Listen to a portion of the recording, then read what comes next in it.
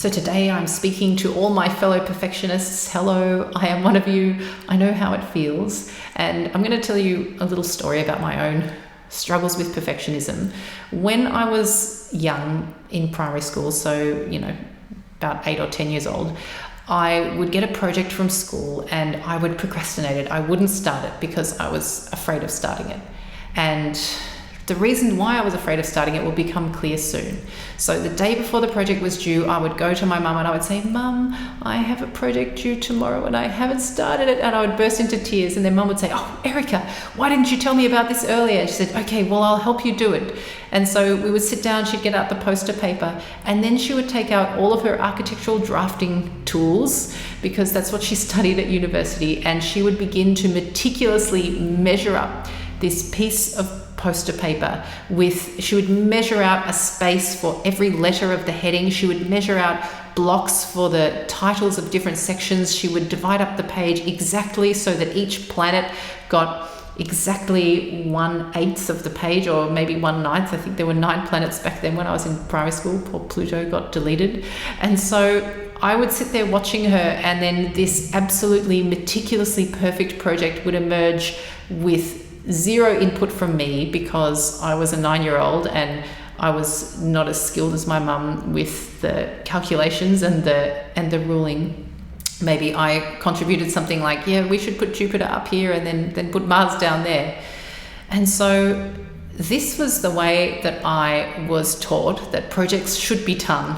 And so then I got another project, and of course I didn't start it because I had seen the way that my mum did the project, and I'd seen how meticulously perfect, because my mum was a perfectionist. My mum was an amazingly intense perfectionist, and my sisters and I are both, all three of us are dealing with the fallout from being raised by a perfectionist. But so I would have had this vision of how my mum did the last project, and this meticulously perfect measuring of everything, and everything was absolutely perfectly stuck on, and I didn't think that I could do it that perfectly, and so I didn't want to start, because if I didn't do it as perfectly as my mum did it, I felt like there was something wrong with me, and that I was afraid of not being perfect, because I was brought up and kind of modeled that you must be perfect. Everything must be perfect. And we would work on these projects till sort of 5 a.m, and my mum's exhausted, and then she had to go to work the next day. But because for her everything had to be so meticulously perfect, she couldn't just stick things on there slapdash and say, "Oh, okay, here's your project. You won't get a good mark for it, but at least it's done." So this is the model that I grew up with, and I've been fighting it all my life. And perfectionism for me is often the reason that I procrastinate. It is the biggest reason why I don't start doing something. And the reason is because I'm afraid that I can't do it perfectly, or that it won't turn out perfectly, or that it won't be perfect in the end. And so perfection, unfortunately, is an unattainable goal. Perfection is like the horizon. We are always walking towards it, but it moves, and we will never reach it. We can never reach perfect. What we can reach is enough. We can reach done. We can reach a point where we decide that is enough. And it could be that is enough for today. That is enough for today under today's circumstances. And so if we are waiting for the perfect moment to practice, the perfect mindset to practice, the perfect bit of inspiration to come into our minds to work on something creative, we could be waiting forever. And if we're scared that we will never be able to do something as perfectly as we want, and we don't even start trying to do that thing, like me with my projects, then we will never give ourselves the opportunity to reach what is a better goal, and that is excellence. So if we can train our sights on excellence rather than perfection, knowing that perfection will never be reached, we can only ever be as good as we can be on that day with the things available to us on that day, which change every day. Every day is different. We don't feel the same every day.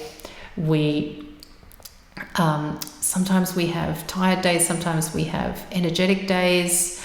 And so we take the person we are on that day and we take the things that we have available to us. So maybe we don't have the perfect instrument, maybe we don't have the perfect guitar pedal for this song, but we take it, we have enough. We work out what we can do with what we have and the person we are on that day, and we work, and then we say, that's enough for today.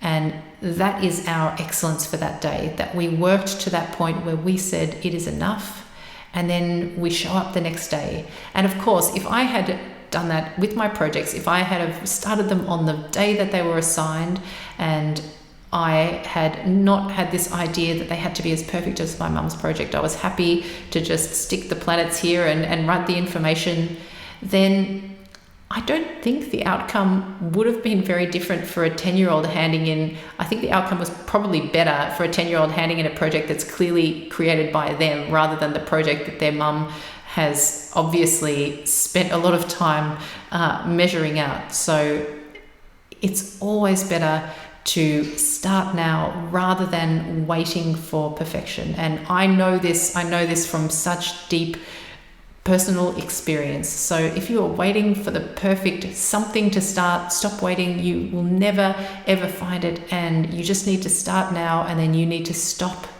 when you say that's enough for today. That's enough for the me I am today. That's enough for the resources, the time I have today. Hi, I'm Erica. I am a musician and music teacher, and I hope you enjoyed today's video. If you did, hit the like button, and don't forget to subscribe for more practice tips, motivation, and inspiration. And also share this video with any friends who are also practicing music. And finally, if you like, you can stick around for a short meditation at the end of this video to prepare you for a great day's practice. So happy practicing, and I'll see you next time. Bye. So let's just take a few moments now to prepare the body and the mind for practice. Make your space comfortable. Take out your instrument and any books or music you need for your practice. And then when you're ready, coming to a place of stillness, either sitting or standing, maybe with your instrument. Soft focus in the eyes, and then taking a deep breath in through the nose and out through the mouth.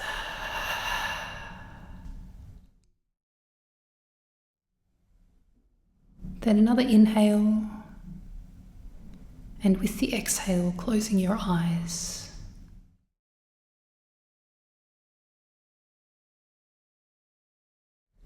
We're going to scan through the body from top to bottom, just watching as any tension in the body releases, melts away.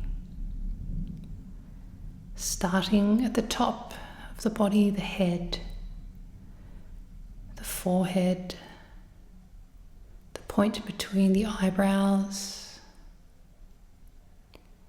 the cheekbones, the lips, tongue, the neck, all the tension releasing, melting away.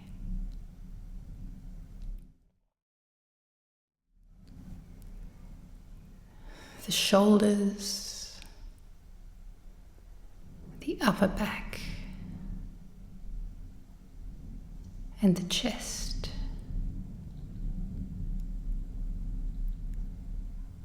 The upper half of each arm, the lower half of each arm, the wrists, every muscle in the hands and in each finger, down each joint all the way to the fingertips, relaxing, releasing the diaphragm, the lower back, the area of the pelvis,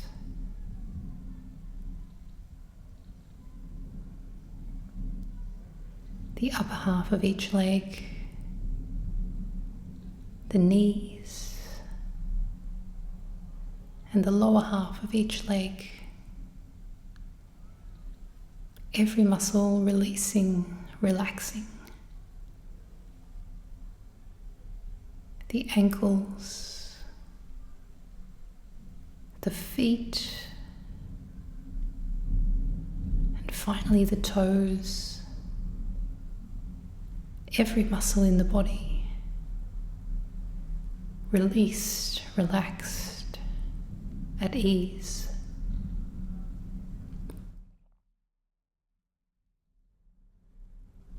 And then just sitting for a moment, taking another few breaths in through the nose, out through the mouth.